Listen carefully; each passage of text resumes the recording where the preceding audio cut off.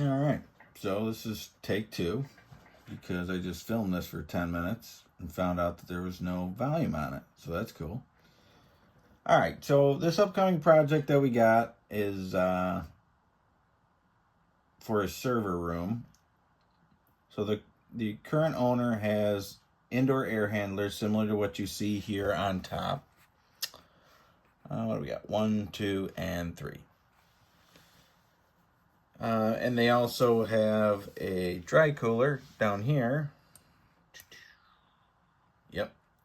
And this dry cooler, they only have one setup. So this new upgrade for them will be giving them redundancy where we'll have two separate pump and dry coolers on the roof, represented here with circuit A and circuit B.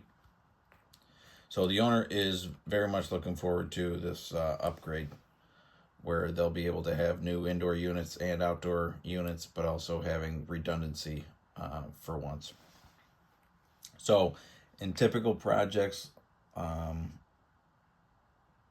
take what is on the project drawings and I'll make it into a drawing similar to this, where not only me in the planning stages of the project can kind of visualize what's taking place and come up with, opportunities to have a smoother install, but it also gives our installation team something to look at that kind of really portrays what we're going to build versus thumbing through 10 different drawings and trying to piece that together on your own. So I did that here. So basically I'd like to describe here, we got a 5th floor server room, raised floor, which is at this elevation here. We've got our 5th floor finished floor height here, 4th floor finished floor, 3rd floor finished floor, and then we slide over here. This is where there is a section on the 2nd floor that has a roof that has our dry coolers that'll be installed there. So this existing system has infrastructure in place already where we don't have to do anything with the mains. The utilities serving these air handlers is all within this subfloor here. So when you walk into this room, pretty much there's floor tiles everywhere and you're standing on a steel frame where all the utilities run and wiring and stuff like that to these server racks. So that is very important for the owner to maintain, temperatures where they need to be, humidity where they need to be, and these Liebert units provide that for them. So this will be a glycol system, and that glycol will get circulated through the piping where it will absorb the heat up here in the server room, comes back down to our dry coolers, and fans blow across coils in our dry coolers, and that will reject the heat and send the glycol back up to absorb some more. So that's in a nutshell what the piping system is. So I'll zoom in on the... Oh, shit. All right, hold on. Oh, there we go. I'll zoom in on this air handler here. We've got 1-inch connections, supply and return on the glycol. Got a 1/2-inch domestic cold water there for humidification, and a 3/4-inch drain. So the 3 air handlers in this server room, 2 of which are forcing air down into the subfloor, okay? And then 1 here is an upflow, which serves some linears. So if you can see here, I drew in, so we got upflow ductwork. On the back side here, I've got 7 linears, and those are going right above windows in the server room, okay? So, and then a couple diffusers. So anyhow,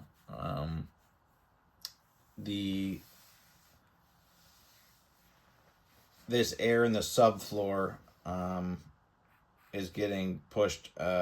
Basically, the return air comes in the top of this air handler and gets pushed down and cooled into the subfloor for all the server racks. Neat part of this project is that they're switching over from a wet sprinkler system to a clean action. So I have no history of doing fire protection whatsoever. So I'm looking forward to working with Davis Ulmer on this project. They're switching over to a clean agent versus a wet system, which is kind of neat too. So I'm looking forward to the submittal process with that and seeing how this equipment goes and gets installed. So just something new for me personally that I'm looking forward to within this job as well. So they've got all new equipment in that fire protection room, new runs above ceiling, runs in the subfloor. So that'll be cool to see that get put together. So, all right. We'll zoom down here to the roof. Let me see, make sure this is the best view of this. So I will pull these images usually from the submittal, and I'll just copy in and paste them in here. But what I'll do also for the guys is I will give them, all right, let me click and drag this. I'll give the pump boxes here, I'll give them the length, width, height, weight, so that they're just kind of getting some semblance of an idea of what that looks like. What are the connections on the piping as well? Down here, same thing. I've got length, width, height for the dry coolers too. So that's, and then I'll do the piping diagram according to that. So this one, I think, you can't see it very well, but basically there's isolation valves in and out on our supply and returns to these pumps. There's also balance valves, and I think I own like some pressure gauges and thermometers at some point here. Not sure why these aren't coming out more clear than this. I'm gonna have to fix that. But in any event, when I put this together and I'm looking at it, the contract drawings had us putting these dry coolers and pumps where the existing equipment was. Okay, so that's okay, but basically what we're going to do is we'd have to take this existing system offline and be reliant on temporary units solely, which we will be doing for some period of time no matter what, because it can't go without cooling. So we have planned into the project temporary units to accommodate while the system's down in our crossover. But basically they had us putting these dry coolers at the same spot that the existing one was. So, this drawing helped me kind of visualize what was taking place and what we got to accomplish and what we're going to end up doing. And I sent it to the design team today, actually. I had these dry coolers and pumps laid out in a different location than what the contract drawing showed. That way what we could do is get the rails flashed in, supplemental steel gets installed, we can fly the equipment onto those rails, and we can pipe all of this ahead of time. And then when we go to crossover, that just means our downtime where we're reliant on the the temporary cooling units up in the server room, that's minimized as best we can make it. So right now, design team's looking at my new layout, and they're gonna send it over to their structural guys and see what comes of that. So I'm assuming I will get that information soon. So anyhow, if you have any questions related to Liebert Systems or this project in particular, feel free to ask me. If I don't know the answer, I will certainly could find that for you. But again, looking forward to this project.